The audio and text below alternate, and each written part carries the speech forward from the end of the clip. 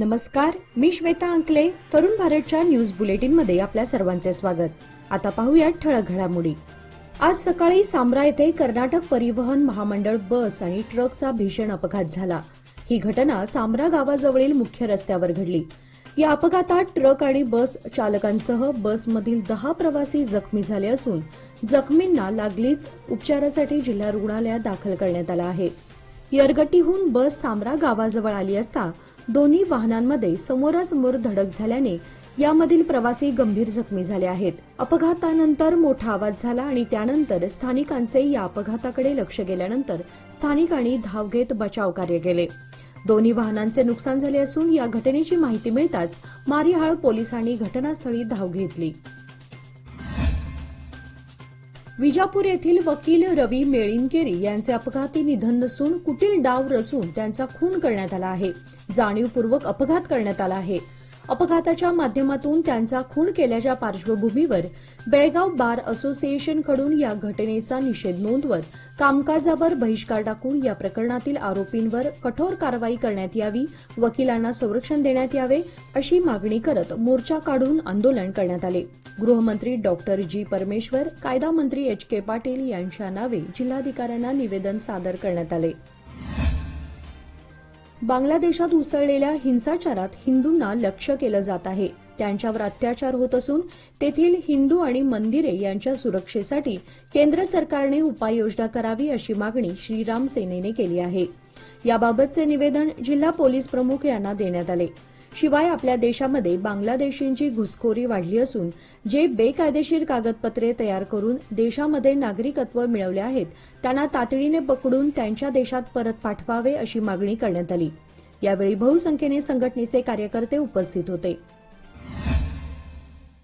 खानापूर तालुक्यातील दुर्गम भागातील गावांचे स्थलांतर करण्यासाठी सरकार प्रयत्नशील असल्याने तालुक्यातील दुर्गम भागातील गव्हाळी, पास्टोली, कोंगळा या गावच्या ग्रामस्थांनी आमदार विठ्ठल हलगेकर यांची भेट घेऊन स्थलांतर करण्यास आमची हरकत नाही, मात्र आमचे स्थलांतर योग्य पद्धतीने तसेच स्थलांतर करताना सर्व सोयी सुविधा नुकसान भरपाई आम्हास देण्यात यावी अशी मागणी केली.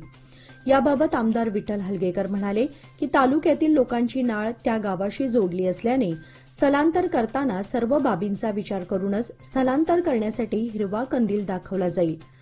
यासाठी तालुक्यातील सर्व स्थलांतर होणाऱ्या ग्रामस्थांची आणि सर्व पक्षीय नेत्यांची एक व्यापक बैठक शुक्रवार दिनांक 16 रोजी येथील शिवस्मारकात सकाळी 11 वाजता आयोजित करून यात स्थलांतराबाबत सविस्तर चर्चा करण्यात येईल. त्यानंतरच निर्णय घेण्यात येईल असे आमदार विठ्ठल हलगेकर यांनी तरुण भारतशी बोलताना सांगितले. स्वातंत्र्य दिनाचे औचित्य साधून जिल्हाधिकारी कार्यालयात स्वच्छता उपक्रम उत्साहात राबवण्यात येत आहे. स्वच्छ बेळगाव, सुंदर बेळगाव निर्माण करण्यासाठी सर्वप्रथम शासकीय कार्यालये स्वच्छ असणे आवश्यक आहे. येणाऱ्या गुरुवारी 15 ऑगस्ट रोजी स्वातंत्र्य दिन साजरा होत आहे. त्यानिमित्ताने जिल्हाधिकारी कार्यालय स्वच्छता करून रंगरंगोटी करण्यास सुरुवात झाली असून जिल्हा क्रीडांगण नेहरूनगर येथे स्वातंत्र्य दिन साजरा करण्यात येणार आहे.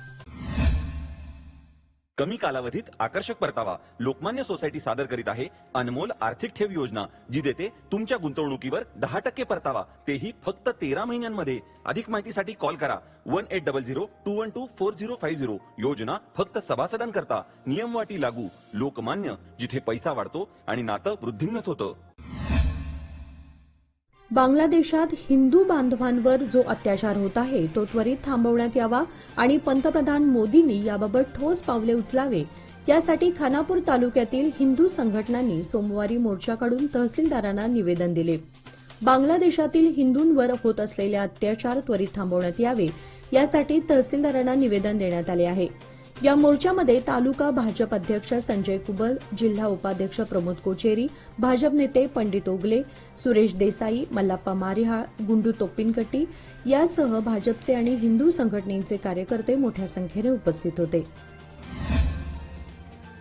बेळगावमध्ये प्लास्टिक ध्वजांच्या माध्यमातून राष्ट्रध्वजाचा जो अपमान होतो तो रोखण्यासाठी येत्या स्वातंत्र्य दिनाच्या निमित्ताने राष्ट्रध्वजाचा सन्मान राखा हा उपक्रम राबवावा. त्याअंतर्गत प्रामुख्याने प्लास्टिक राष्ट्रध्वजांच्या विक्रीवर बंदी घालावी अशी मागणी हिंदू जनजागृती समिती बेळगाव शाखेने एका निवेदनाद्वारे जिल्हाधिकाऱ्यांकडे केली आहे. हिंदू जनजागृती समिती बेळगावचे प्रमुख सुधीर हेरेकर व मारुती सुतार यांच्या नेतृत्वाखाली उपरोक्त मागणीचे निवेदन सादर करण्यात आले. याप्रसंगी सुधीर हेरेकर, मिलन पवार, सदानंद मासेकर आदींसह जनजागृती समितीचे अन्य सदस्य उपस्थित होते. शिवसेनेचे नेते व माजी मंत्री रामदास कदम आणि उद्धव ठाकरे गटाचे शिवसेना उपनेते नितीन बानुगडे पाटील यांच्यावरील खटल्याची आज सोमवारी खानापूर न्यायालयात सुनावणी होती. यावेळी न्यायालयाने खटल्याच्या पुढील सुनावणीची तारीख 18 सप्टेंबर रोजी दिली आहे.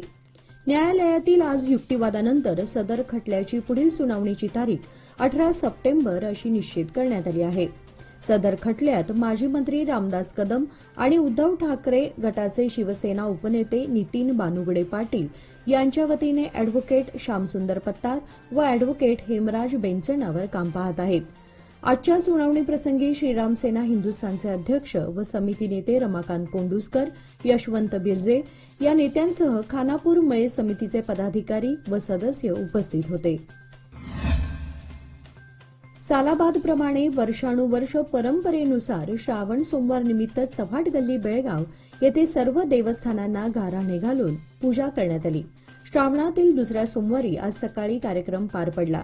सर्वप्रथम चव्हाट देवस्थानला पूजा आणि आरती करून त्यानंतर गणेश मंदिर, श्री देवदादा ज्योतिर्लिंग देवस्थान, त्यानंतर मारुती मंदिर येथे पूजा करण्यात आली. कार्यक्रमासाठी गल्लीतील पंचमंडळ, युवा वर्ग व महिला मंडळ मोठ्या संख्येने उपस्थित होते. श्री नामदेव दैवकी संस्थेच्या संयोजित सौभाग्यदायी ललिता सहस्रनाम व महाकुंकुमार्चन सोहळा अतिशय धार्मिक व मंगलमय वातावरणात आणि प्रचंड उत्साहात पार पडला.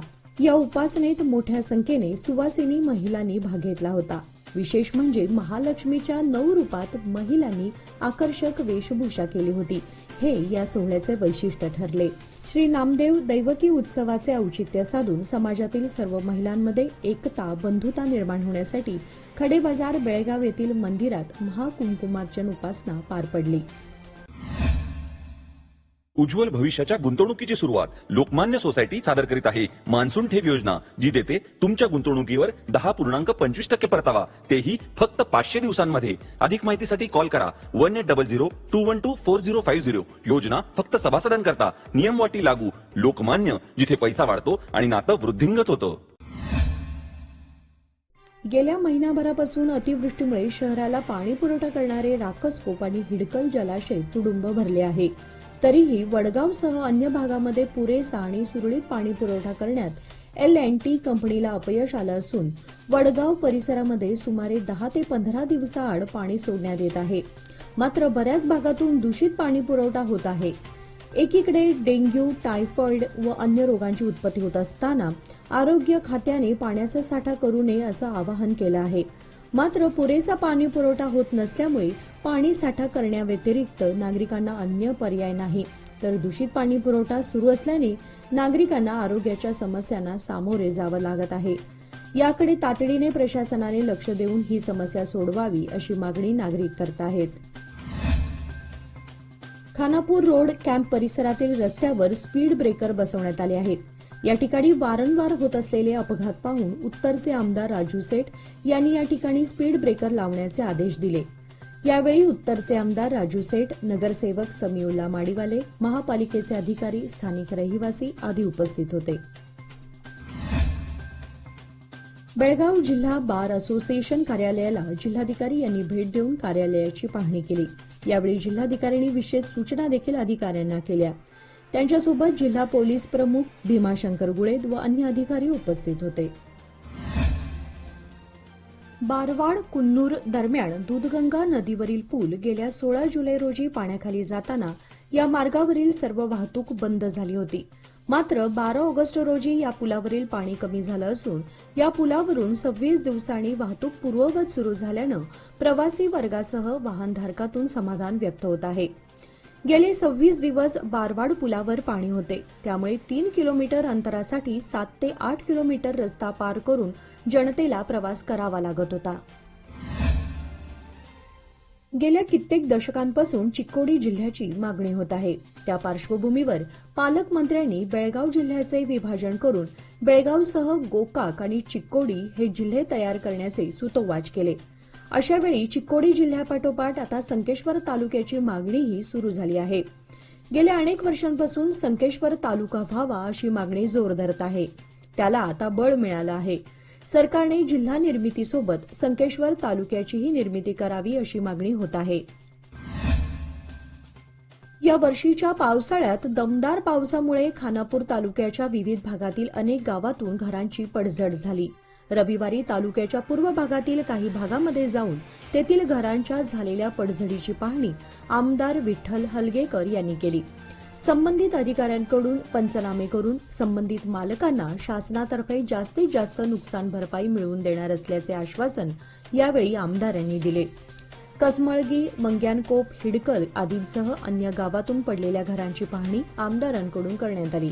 यावेळी त्यांच्या समवेत भाजपचे नेते प्रमोद कोचेरी, भरमाणी पाटील, पूर्व भागातील भाजपचे कार्यकर्ते व विविध संघ संस्थांचे कार्यकर्तेही उपस्थित होते.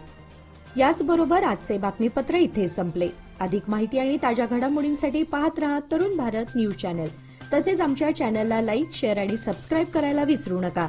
आणि विश्वासार्ह बातम्यांसाठी दररोज वाचा दैनिक तरुण भारत. धन्यवाद.